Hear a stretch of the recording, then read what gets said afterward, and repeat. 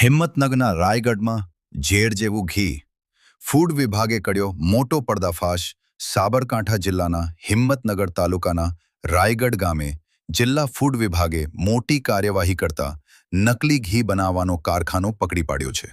મંગળવારે કરાયેલા દરોડા દરમિયાન અંદાજે 50,000 રૂપિયાનો શંકાસ્પદ જથ્થો સીઝ કરી નમૂનાઓ તપાસ માટે પ્રયોગશાળામાં મોકલાયા છે. ફૂડ વિભાગને મળેલી બાતમીના આધારે ટીમે વેપારી ખુબીરામ શિવચરણલાલ શર્માના નિવાસસ્થાને તપાસ હાથ ધરી હતી.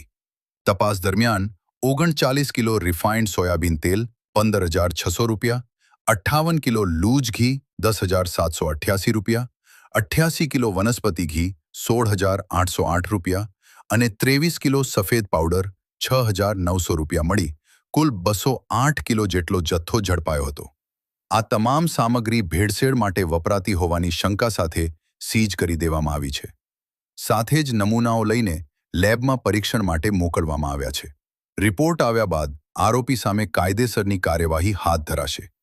ઉલ્લેખનીય છે કે જિલ્લામાં છેલ્લા કેટલાક સમયથી નકલી ખાદ્ય ચીજોના કેસોમાં વધારો નોંધાઈ રહ્યો છે. ખાસ કરીને તહેવારો દરમિયાન આવા દરોડા વધે છે.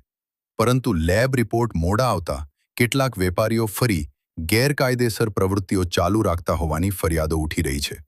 સ્થાનિક લોકો સરકાર પાસે ઝડપી અને કડક કાર્યવાહી કરવાની માંગ કરી રહ્યા છે.